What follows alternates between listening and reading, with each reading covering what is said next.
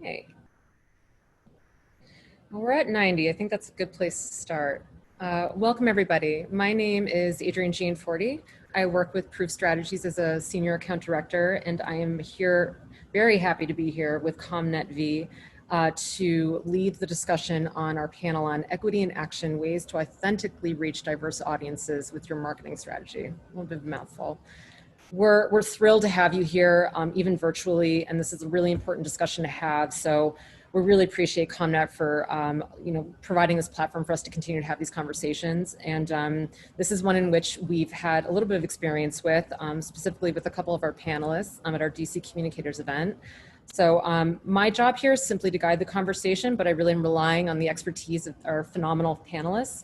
And what we would like to do is keep the Q&A to the side, and what we'll do is probably cut it at about 3:45, and we'll use the last 15 minutes to answer any pressing questions that you have. So please feel free to submit them as we go along, but I'll be selecting a few of those to address right at the end of it. So without further ado, first we have Karina Hertz, the Director of Strategic Communications at AARP, and I'll turn it over to her in just a moment. And then Teresa Danso-Denqua, who is the Next Gen Manager of the initiatives for the initiative of Next Gen, Disability In, and Frank Trambo, who is the new VP of Communications and Chief Communications Officer at Howard University, who's new to our panel to just talk about this really important topic. So we're thrilled to have him here.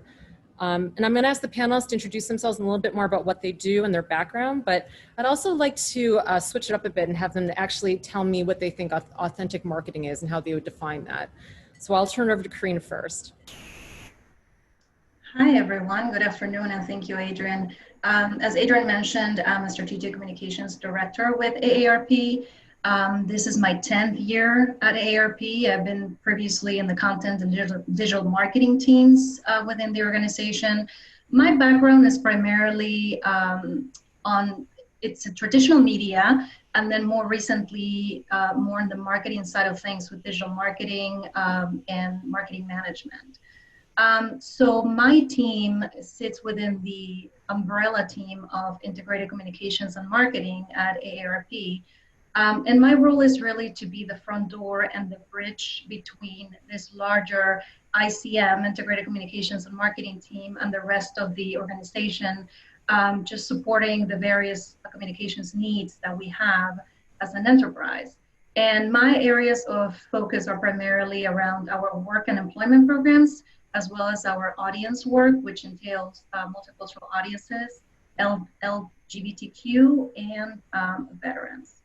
And for those of you who are not that familiar with the AARP, we are the nation's largest nonprofit, nonpartisan organization with a mission to empower people 50 and over to choose how they live as they age. And for me, authentic marketing really is one of those things that it's hard to explain, but you know when you see it. It's doing the right thing when nobody's looking, is just doing things because you believe they are the right thing to do and not because you want to take advantage of a specific event or momentum that's happening to gain advantage from that. And I think we're going to touch upon that a little bit farther down the discussion when we talk about conversations on race and some of the societal issues that we're seeing. But I'm glad to be here, and thank you very much. Thank you. And Teresa, how do you define authenticity at Disability In? Hey everyone, as Adrienne said, I'm Teresa Danso-Denqua, and I work at Disability In. Many of you may not be familiar with their work, but we are the leading nonprofit resource for business disability inclusion worldwide, and we work with primarily the Fortune 500 in the US, working with about 220 companies across their full life cycle of products and marketplace. So we help with their hiring practices, we help with their supply chain, and then we help with them with their consumer and marketplace as well. And my role particularly falls in the former in terms of the companies that we work with and their talent strategy. So I really help to help them diversify their pipelines and find early career talent that has disabilities. And to do that, we run a program for college students and recent graduates where they receive career development, job opportunities, mentorship, and attendance to our annual conference, which is kind of the gathering place of all these companies across the US and in regards to disability inclusion. Additionally, our organization works on just increasing the greater awareness around disability inclusion in the workplace and creating awareness about disability in society as a whole. We're often forgotten about in the diversity scheme, and so we really want to make sure that people are aware of that 1 in 4 Americans has a disability, and that accounts for almost 61 million Americans. So as that number also continues to arise with an aging population, with the impact of COVID, it's really imperative that everyone sees themselves as part of the disability community, whether as a person themselves with a disability or as an ally who's really helping us to be inclusive and equitable. And to the question on defining authenticity, I think it's really around leading with empathy and really trying to genuinely connect with others in order to understand, value, center and celebrate their experience that might differ than your own.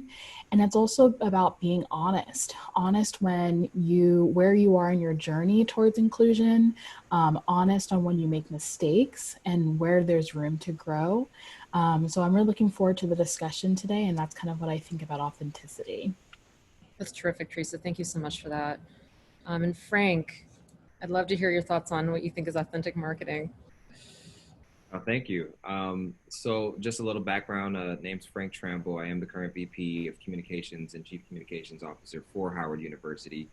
And so the gambit of the scope of my work here is really related to all marketing and communications on campus. So whether it's the overall brand management, press, public relations, our crisis communications, athletic communications, pretty much the full gambit of scope here I have at Howard.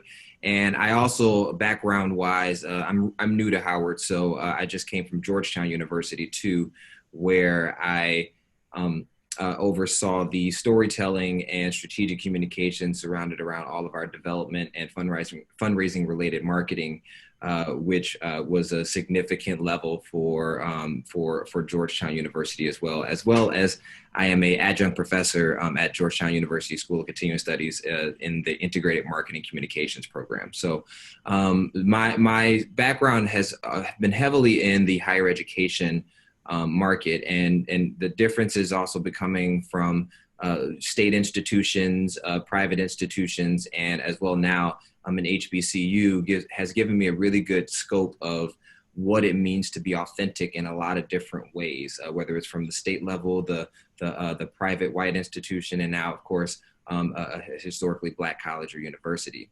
One of the best definitions I've always used for what it means to be authentic, it really comes from the Journal of Consumer Psychology, and they define it as the extent to which consumers perceive a brand to be faithful toward itself, true to its customers, motivated by caring and responsibility, and the ability to support customers in being true to themselves. And really what that means to me is that when you're talking about authenticity, it's around no difference than a personal relationship you have. And can you engage in a meaningful and truthful and honest and genuine dialogue between whoever your audience is and what your organization stands for? And so I think at a brief level, that's really how I look at authenticity is thinking about that dialogue that you can create, and one that's believable and one that feels as authentic as you speaking to someone you love in your family.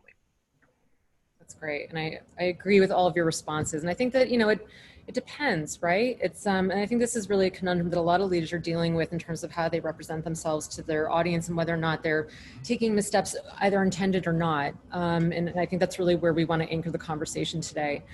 There was a word that you used, Teresa, that I really love about this journey that people are on, because it's very much that, right? We're still learning about this. It's not, I remember a year ago when we had this discussion at DC Communicators, I spent time sort of talking about what do we mean when we say equity? What do we mean when we say diversity and inclusion? and the words being sort of conflated. I don't think we need to do that right now. I think that people understand that EDI is so needed at this juncture for a variety of reasons, and we'll get into some current event stuff in a little bit. But talking about that journey, what have you all witnessed, and Teresa, if you'd like to start, organizations not doing it right, or what are some examples that you can think of that are bad habits that perhaps everybody falls into? It's a bit of a trap when they start thinking about their marketing strategy and as a leader of how they want to reach those audiences. Yeah, I think it first starts with not recognizing the community that actually exists and trying to kind of create their own idea of what that community wants. So it's kind of the lack of outreach to and the lack of listening to the community at large. We find that a lot in the disability community, often in representation in the media. It's often people without disabilities acting or portraying people with disabilities, whether that's models or actors in movies and TV. And so we really try to talk with companies to make sure they recognize that there are disabled models out there, disabled actors that can be part of their product marketing and their materials as well. At the same time, I think it's also just being just accurate about where they are in starting their journey. If they don't have any people in their company that can really help them on their journey, then it's reaching out to disability organizations that exist that can consult with them and work with them along the way, and knowing that everyone has to start somewhere. So you're going to make mistakes along the way, but it's just owning up to it and then being able to move forward from what the lessons learned when you hear that feedback from the community. Yeah, that's a really interesting point. You hear about it a lot more now with movies, especially, or models that are not from countries of origin that they're supposed to be placed in, and LGBTQ and actors who are heterosexual playing LGBTQ. I mean, it kind of, there's a huge laundry list of complaints that you hear about. So that's really on point, I think. Frank, in regards to this journey, being in a new role at HBCU, to your point, what do you see as sort of critical juncture for the university right now, and how it's affecting students with, how to market to youth? You sort of have it's so twofold. You have a minority-led college, but also this sort of younger population. And I would imagine that's a bit of a challenge in your role right now. It is. I think there's always a little bit of a disconnect between, the youth of how they communicate now versus even in the administration. But I think that, what Howard is doing has been really transformative in trying to ensure that they're, really addressing the point you made earlier, addressing the need for Black executives, the need for a diversified, trained and ready workforce, and providing that through, the education that it provides. Howard produces the most PhD graduates for African Americans. So across the board, we're producing those people. And I think Teresa, made a great point that the talent is there. I think one of the things that was illuminating, and I think a great example was something that came out this morning, was with Wells Fargo and the comment that the CEO made. And if you're not familiar, essentially, the CEO made a comment that was saying that he wants to have diversity and inclusion. However, the reality, and I will quote that, is that there's not a very good pipeline of people.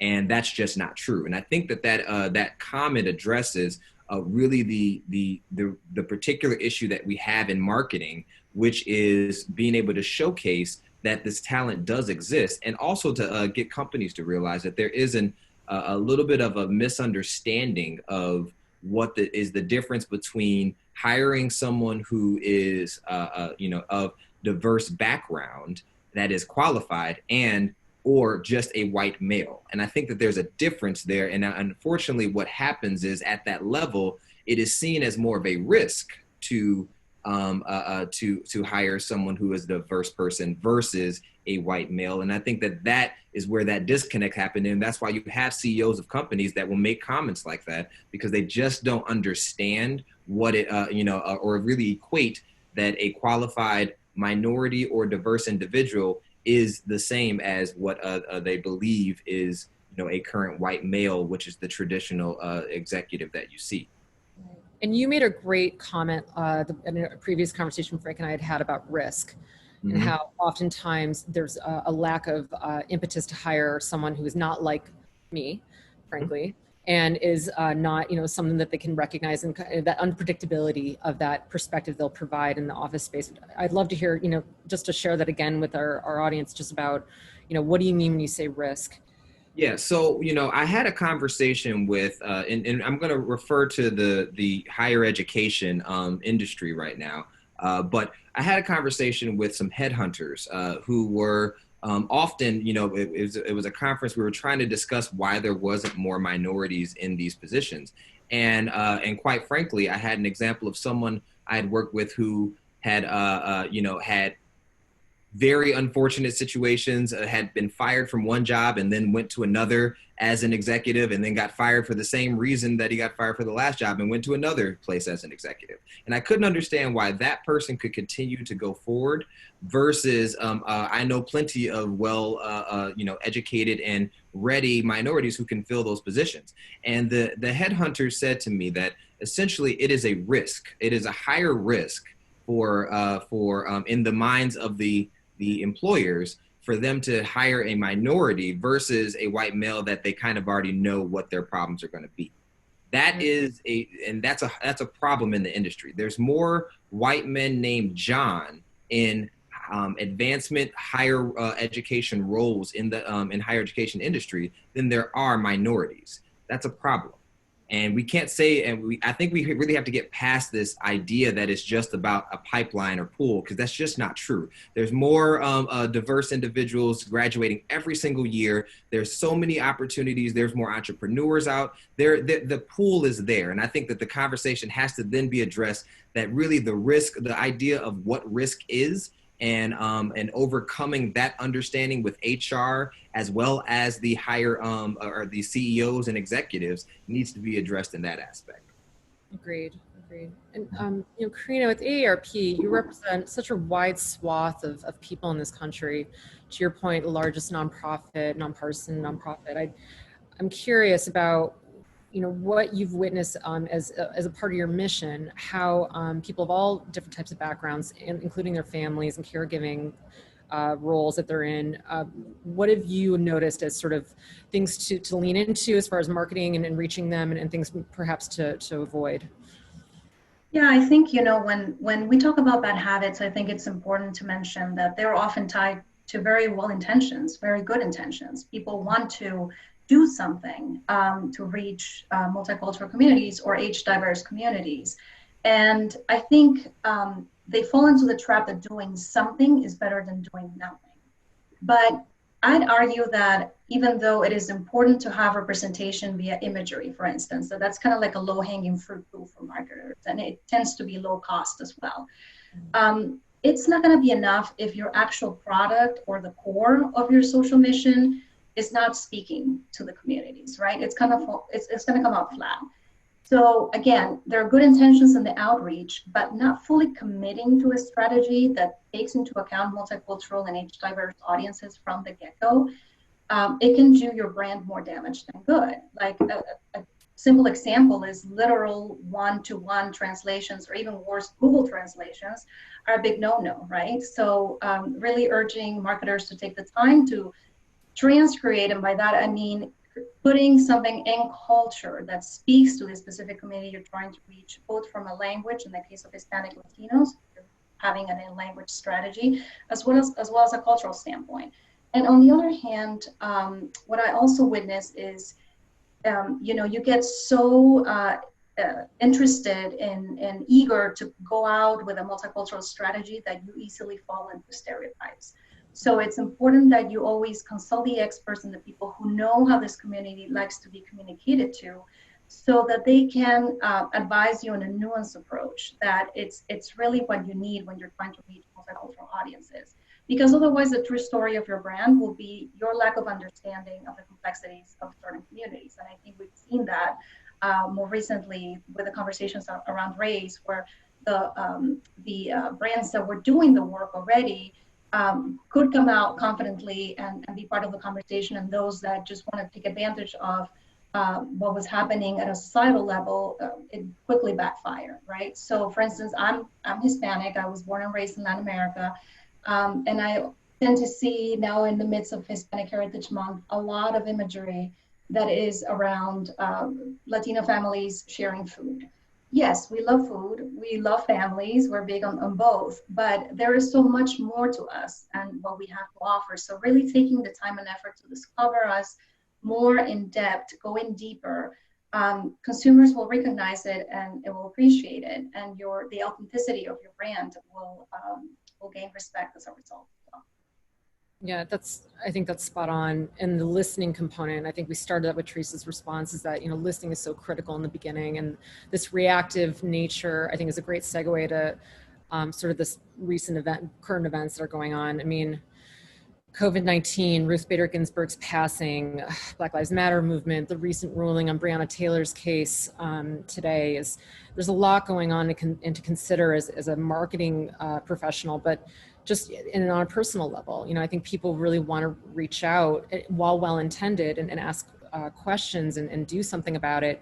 I think oftentimes it doesn't always land or stick in the right way. And so in light of that, I was thinking about the passing of Ruth Bader Ginsburg and specifically what that might mean for a majority Supreme Court bench. And how do you anticipate that impacting your strategies moving forward? And, is that something that is of concern for, diverse communities? And Frank, I'd love to start with you. Just from an education funding standpoint, do you think that there's cause for concern?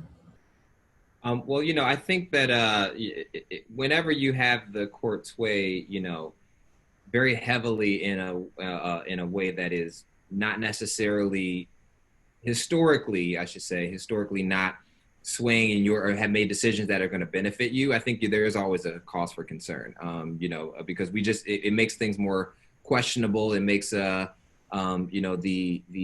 tie to the government even a little bit harder. And so, as we know, on the higher education market, we have students who, they're going to protest. They're going to say their minds. That's one of the wonderful things about the students across the country is, they have an ability to really learn their voice and be able to stand up for what they believe in. And I think that where we're going, at least on the Supreme Court side, is going to be an interesting, ride to do. Now, with that being said, I do think that wherever we go, it should not change our marketing strategies for what's happening on the Supreme Court versus who we are as an organization. Because I do believe that goes back to the authenticity or the authentic conversation we're talking about.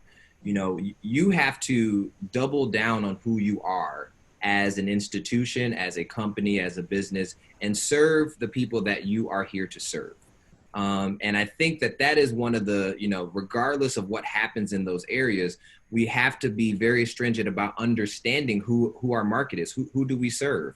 At Howard, we serve minorities really across the board. It's not just Black individuals that come to the university. We have minorities, and really we specialize in producing African Americans. However, we have plenty of individuals that come here, especially in our med programs, in our STEM programs. And our goal is to be able to take individuals who have not been afforded those opportunities and really educate them to push them forward. And I think that when I think about the marketing strategies and where we need to go as the constant government changes, and while the Supreme Court decision will last pretty long, it still doesn't mean that we should vie and change who we are as an organization, what we stand for, and what we're willing to speak toward for our audience.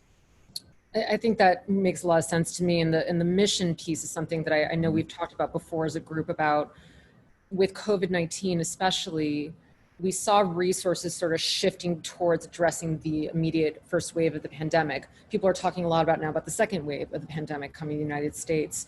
Teresa, I'd love to start hearing about how the pandemic has affected those that you're serving, people with disabilities and functional needs, because that, I think that's an important topic for a lot of, and all these marketing people we have budgets to worry about, so it's where do those resources go and what's the most critical, or is it, speaking about a mission, does it make sense to shift away from the mission temporarily and focus on, say, something you're not familiar with, like public health services?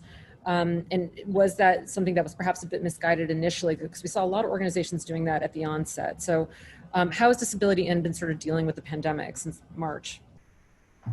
That's a great question. I think it's been a twofold impact on us. As a community, the disability community has been very affected by COVID-19, with many people who are immunocompromised, just at a greater risk for contracting COVID in the first place. And then also for their healthcare and caregiving responsibilities too being increased during this time. And of course, just a nationwide shortage of those who can provide caregiving and healthcare services to individuals who need that in the disability community. At the same time, we've also experienced higher unemployment, which the whole country's been experiencing, but people with disabilities in a healthy economy already have a double the unemployment than non-disabled peers. So in a pandemic, that's been heightened as well. And then for our organization, we are also seeing the impact it is on students. So many students have had to transition from being in colleges, being in schools, to now going back home. And there's accessibility issues, accommodation issues, internet access, and just overall access for students on that scale. And so we've kind of tried to address this with individuals that we work with, both the disability community as people with disabilities themselves, as well as the companies that are also facing how do you change and shift to the changing workforce that we're experiencing during this time. I think many companies are recognizing that remote work is a feasibility and is needed during this time, yet the disability community really has been advocating for flexible work, remote work options as an accommodation, and have been denied previously. So the pandemic in a way is causing us to rethink what it means to be a workforce and how do we make that inclusive for everyone, no matter location, which is a really important issue for the disability community. But at the same time, helping companies to see this as not as a temporary solution, but a long-term transition to making sure that everyone has access to the workforce. So that's been a challenge that COVID has taken on. And I think it's something that we have been looking and working with the companies we work with across industries to have listening sessions where companies are sharing how they're experiencing this, how they're working through these practices for their employee base, and then also sharing across companies within industries too. So we've kind of been that the mediator of those conversations for companies that have worked with us and are members with us, so that they can have those conversations to really make sure that they're keeping disabilities at the forefront of the issues that they take forth. It's really interesting, and all the more reason now that everyone can be remote working, which we're proving today, that there's nothing stopping them from hiring people with disabilities who can have access to a computer at home. So that makes a lot of sense to me. Exactly. Karina, same question. Curious about, not just with the aging population, but just in general, how AARP has dealt with the pandemic and how it's affected your operations and thus your communications with those communities.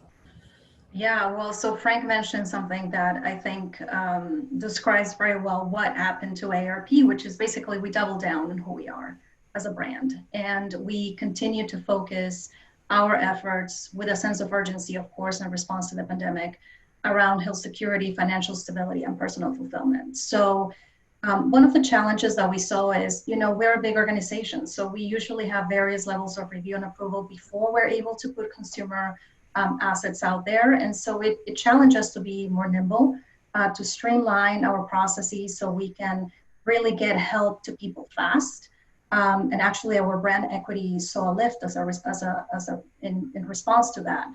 People trusting the brand. We already had a very strong brand trust, but the fact that we were just working faster and quicker than ever to get these key resources to folks that were calling us concerned about their loved ones in nursing homes and what does that mean for their health and how they can continue to monitor them with not being able to see them in person or visit them in person.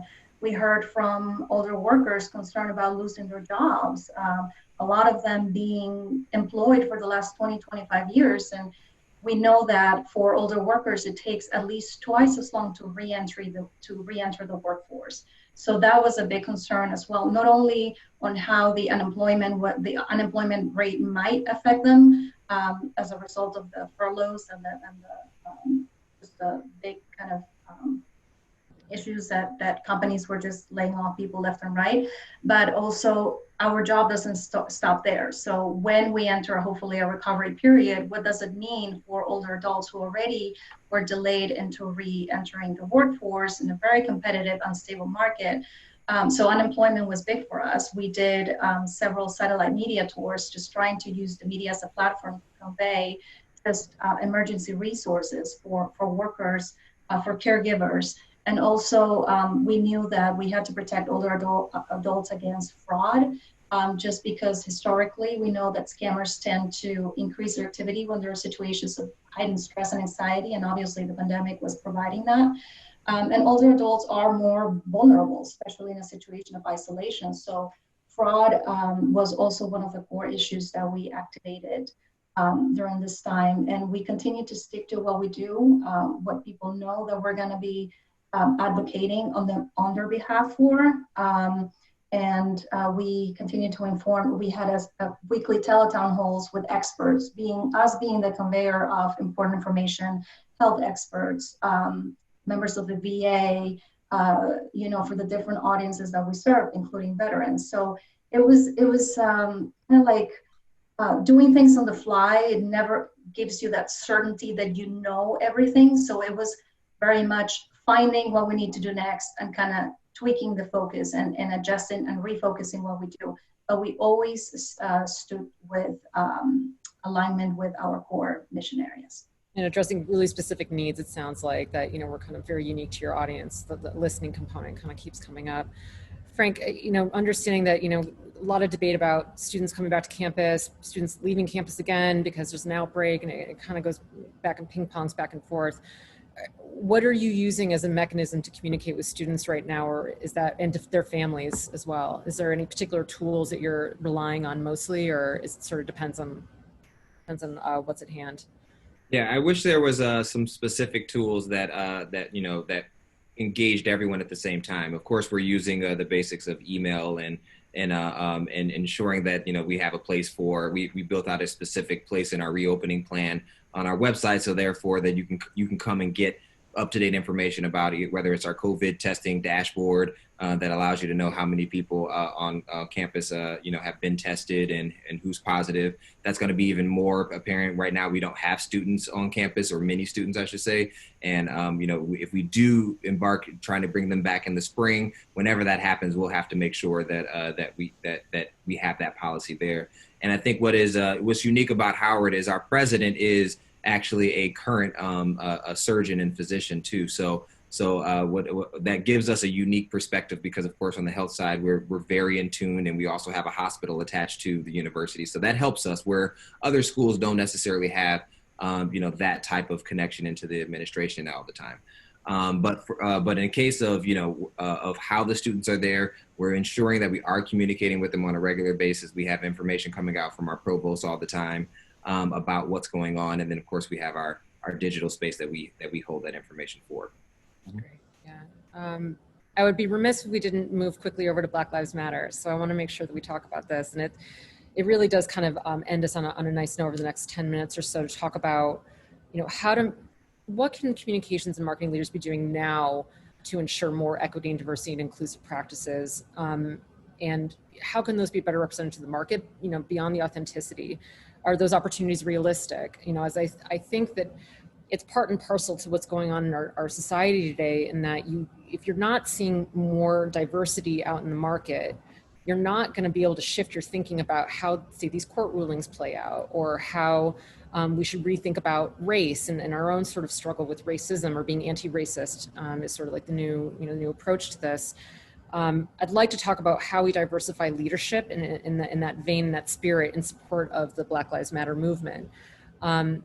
So, Karina, I think that it's also something very much impacting the Latinx community as well. So I don't necessarily want to isolate African Americans in this conversation either. I think that minorities writ large there's an opportunity to really think about what can we do right now as leaders in our roles in a position of power to help move the needle.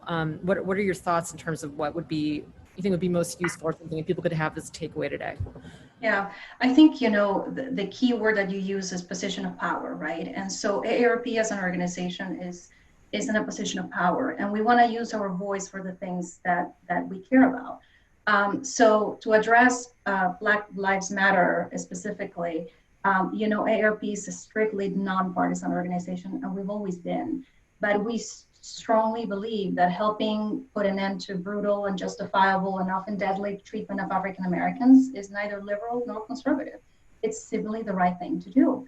And listen, we have the track record to show that we've cared about racial injustice for as long as we have been founded. We've addressed it in racial injustice and disparities for decades, including in federal and state legislative advocacy efforts, legal advocacy and programs, services, and more. So I think this really provided us an opportunity to use our power, use our voice to talk about this issue that we simply don't see as either, again, conservative or liberal. So we did activate our voice when, back in the summer, and we continue to do so, just talking about the importance of solving for this very critical societal issue. Just on the increased diversity point, I think we recognize more than ever, perhaps, that it is important to have representation at the leadership level. But for whatever reason, and we can blame explicit bias or implicit bias in the recruiting industry and whatnot, it's not happening at the rate that it should be. But on the positive side, I think the timing is right to continue to have those conversations that allow us to re-examine how we see the importance of diversity.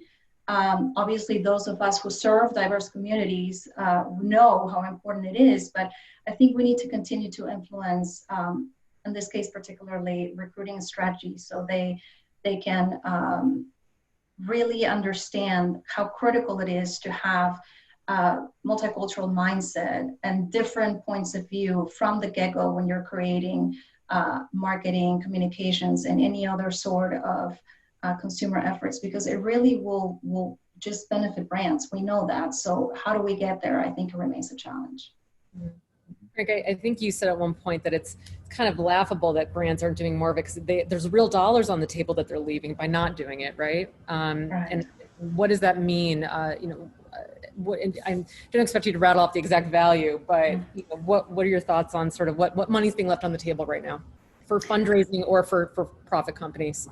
Well, I mean, just the volume alone, if you look at the Hispanic Latino community becoming the largest, population group just in 20, 25 years on the road,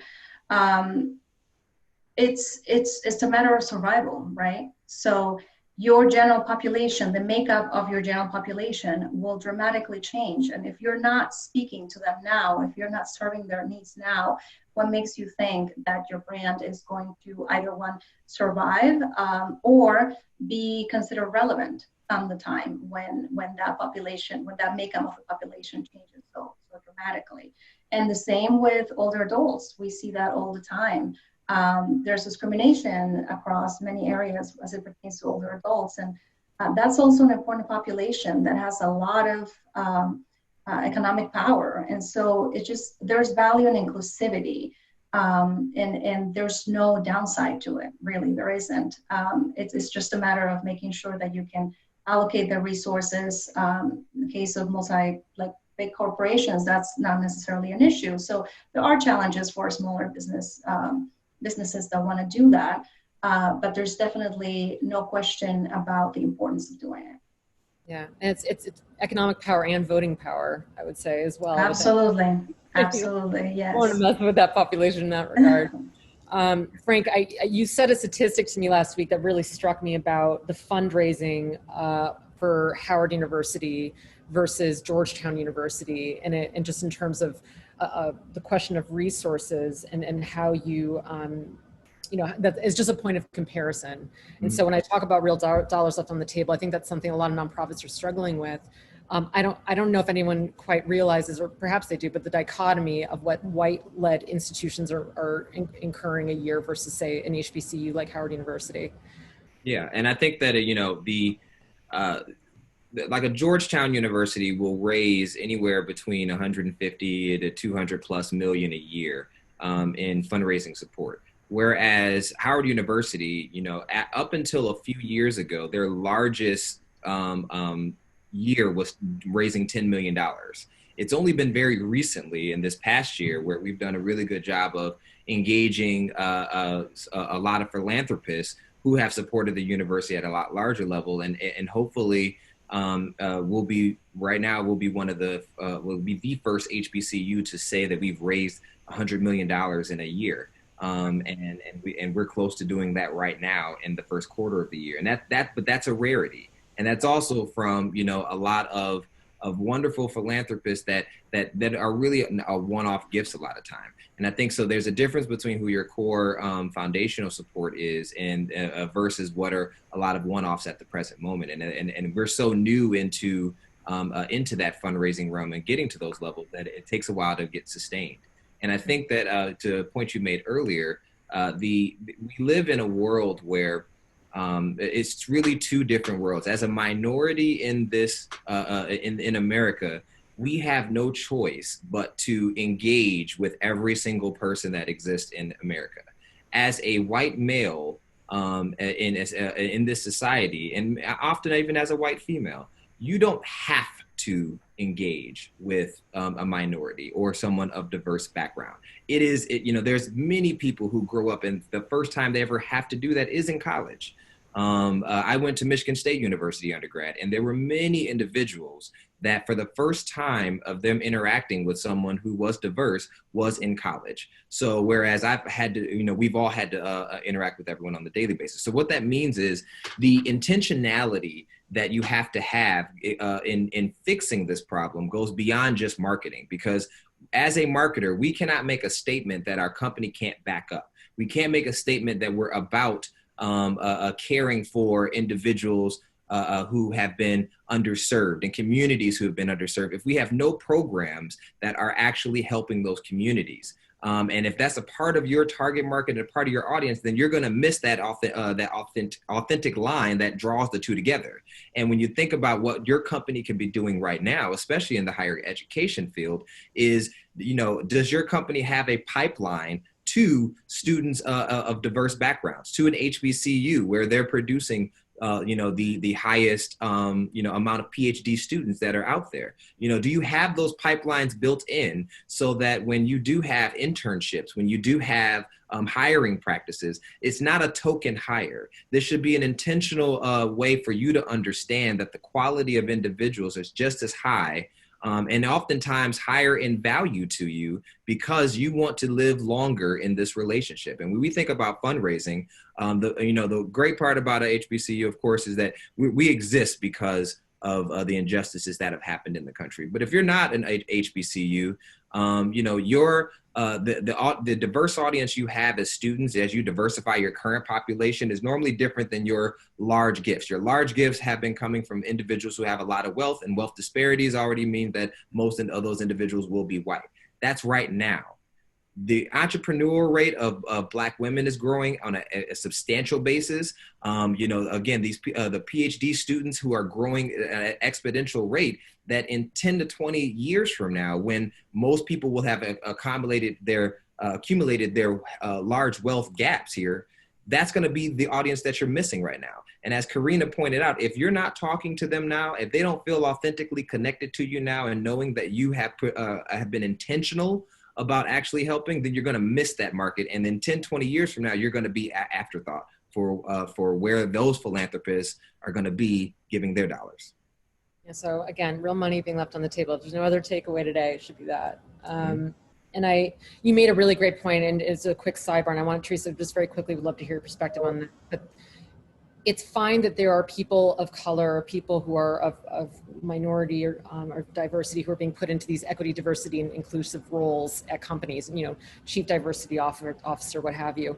But there's a load of other leadership roles that people of different backgrounds could be filling. There's nothing stopping you from appointing a CFO who's a Black man. There's nothing stopping you from appointing a South Pacific Asian woman as a CEO. And having that diversity of having power in that role offers a lot of value as well. Certainly could add to that authenticity we keep coming back to. And Teresa, to that end, the recruitment pool, as far as what you're hearing from companies, listening to them, and we have a question actually from the audience about listening, so I think this is a nice segue to the audience Q&A. what tools are you using to listen to them, and what are they providing as feedback in terms of money that they might be losing as a result of not diversifying their workforce? Yeah, that's a great question. I think companies really struggle with where to find disabled talent. Oftentimes they forget that they might have workers with disabilities in their workplace who may have invisible disabilities, who they're not reaching out to, not highlighting, not valuing, or including in their company culture. And so sometimes we start with companies to actually survey their employees within. There is federal legislation out there called Section 503 of the Rehabilitation Act that makes federal contractors and subcontractors are required to survey their workforce, to voluntarily self-disclose that they have a disability. And there's different ways that companies can go about doing that, but it really just shows is that sometimes companies overlook the population that they do have, but then it goes beyond that. The regulation also encourages people to really be part of pushing the needle on making good faith efforts to reach out to the disability community. So companies are often struggling with that. And that's where they come to us, as we have a great talent pool of disabled students, recent graduates, early career professionals who are all well equipped to take on the roles at some of these companies. And so it's really about seeing the person first and recognizing that oftentimes living with a disability has made them be more adaptable to different things in the workforce, and being able to see a skills-based approach on that too. So surveys definitely help with their existing workforce. The other thing is really reaching out and engaging one-on-one with individuals with disabilities in the community setting. Many companies have had little exposure. I think Frank touched on that, exposure to people of difference, whether that's someone who's a minority, someone with a disability, whatever it might be. It's a lack of exposure and then knowledge. And I think that's where some of that risk that was mentioned earlier in the hiring process comes in, because they're not as sure of what the talent will be because they may not have seen someone with a disability go through their talent pipeline before. So that's where really having outreach really helps. And companies in the past have done this in a variety of ways. There's been focus groups, there's been listening sessions, conversations, things that we can help facilitate, but also just the idea that you have to be reaching out.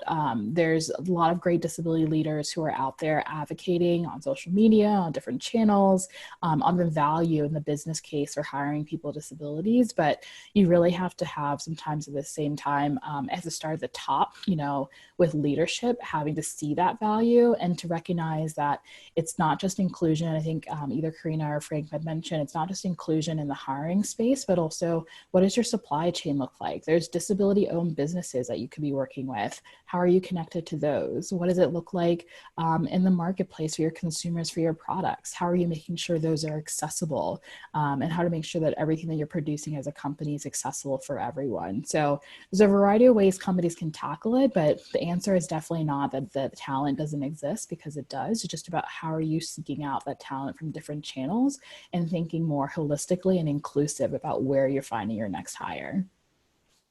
I think that's great. Thank you. I think that addresses that question nicely. And I think is a great segue to this next question we received from Yvette about how do you communicate to leadership that perhaps the brand framing, or if they go to the about page as a minority and it doesn't seem like their value set or the way they're representing their organization is reflective of you.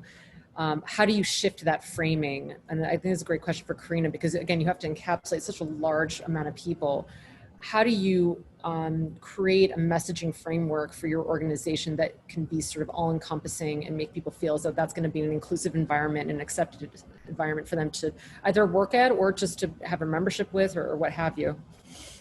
Yeah, I think it's really kind of making the case, and it shouldn't be needed, right? You shouldn't have to make a case for something that's so blatantly obvious and needed. But in the case of AARP, for instance, we have programs, programmatic teams and leaders that do this work day in and day out for the various communities that we serve. So for instance, there's a multicultural group, multicultural leadership group, there's a veterans and military programming group, there's an LGBTQ group. And so they are the number one advocates day in and day out for the work that they do and how they need to be represented in the overarching communications strategy and consumer strategy that we have.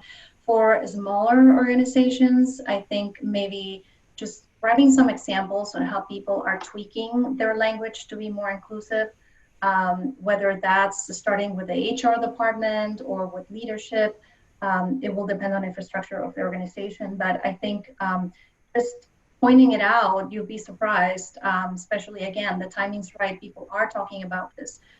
So you might be surprised at how open they are just to make sure that there's inclusivity in the language besides imagery and the product itself. That's great. Yeah, I think that's right. That I think there's an opportunity to speak to leadership, and it would be now. We have a great question from Bridget Hanna, who's in upstate New York, so my area. So I'm really glad this came through. Frank, how do you feel about the tactics of universities that are in rural, predominantly white environments to focus their marketing on urban students who are predominantly students of color? Is it ethical for them to sell their city as diverse, inclusive, and welcoming to students of color when that may not be the case? How should universities be considering the off-campus environment of these rural communities? Yeah, I think that's a great question, and it is a challenge. You know, the one thing, it goes back to a comment I made earlier. As a person of minority, or at least minority descent, we know what the world is. We grow up having very different conversations about what it means to leave the house and what areas we're going to be in as soon as we're at least out of the protection of our home. I went to Michigan State University, and the first day on campus, as I was walking down the street outside of campus, a truck pulled up with a group of what I think were actual students, but they said, "Go back to Detroit," in word, and then drove off. So that wasn't a surprise to me because I went up there. And at Michigan State's term, they didn't sell me on the city being diverse. What they sold me on is who they are as an institution, what they believe, and what education I was going to get from being a part of their institution. So then it goes back to really thinking it's not about always the area that you're in. When you're really talking to those individuals, what programs of support do you have for them? Are you asking them to come to your university and not give them support? Because that's a scarier conversation. That's a harder message to have. But to know that we understand the world, and here's what we're doing to make sure that your experience at our university is great in these fields. This is where we're going to try to get you to. Here's the way that we're going to make sure that you're successful. That's the conversation. That's the marketing that will speak to that household, to know that when I leave, when I send my child to an area that I already know is not the best for my child, that I know that the organization has their back, because the world is already not going to be a place that's going to be just open arms at all times. Most of the cities aren't. And so that's just a conversation that I think is more about what you're going to do as an organization and what support system you're going to have as more of a marketing appeal. Yeah, that's really critical. We could have a whole other panel discussion about that, I'm sure. I think we have time for one or two more questions. And we have a great one. I know we've talked about this before, Teresa and Karina, about imagery. Teresa, what are some tangible tactics to prioritize representation without tokenizing marginalized groups? And that comes from Rachel. That's a great and difficult question. I think it all comes back to authenticity, and it really is reaching out to the community to make sure that you have representation that reflects the diversity also within that community. I think Karina talked about it earlier, that a lot of the imagery that she's seeing is around families, around food, and that there's so much more to the community than just that. And one thing that we struggle with in the disability community with disability representation is that it's not just the wheelchair. That's kind of the placeholder for a handicap symbol, what you see on a placard for a car. But there's so much more to the disability experience than just those with physical disabilities that use a wheelchair. And so there is a fine balance. Oftentimes when we do see that representation, it's often the hospital type wheelchair that, you know, has the little arm handles, and many people with disabilities don't use in a day-to-day setting. And so it's even the little differences there. But it could be someone who uses a walker or a cane, or someone who's blind. There's just different ways that people can show disability that recognizes the full scope. That there's people, we used to say, like, if you've met one person with a disability, you've met just one person with a disability, and it's not endemic of the whole community. And so that is what kind of makes our community maybe a little bit difficult to, put a picture out there for, but that's where it comes from. The focus groups, the outreach, talking with different disability influencers that can really help, because it shows that there is an actual commitment.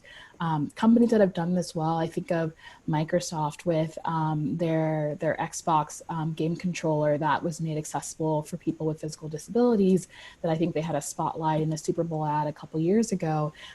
They did a great outreach to the disability community to listen to the concerns of with their product, to really understand how it was being used, and then to also have a representation of someone with a disability actually using their product in the end. And I think it was just a great example of it kind of works both ways, of that you're trying to reach, you know, a product or whatever you're trying to market, but you're also trying to listen to the concerns of the community and incorporate them in as well. Great. And I think this is a good conversation with regards to resources too, right? How do you capture that imagery and afford that, especially if you're kind of a strapped nonprofit, which is our final question from our audience from Caitlin. Karina, what advice would you provide for a small nonprofit, limited, or even a small business with a limited resources in maybe they can't do a satellite media tour or pull in external experts to do a multicultural campaign, but what can people be doing that perhaps is an internal resource that can support that effort to ensure that their marketing communications is multicultural and authentic, of course? Yeah, I mean, if you have a diverse staff, leverage them and use them, and pressure test different concepts, because at the very least, what you can do, and that would be very beneficial for your brand, is not to be tone deaf to certain audiences. So maybe you're not doing an active outreach effort to target your product, your service, your organization to a specific community, but you don't want to be in a situation where you are not only not speaking to them, but you're actually offending them. So it's very important that you pressure test your consumer assets with people inside the organization. That can be kind of that sounding board when you are coming out with something. And I love what Teresa said about imagery, because I think if used correctly, I do think it's a very low cost tool that you can use effectively.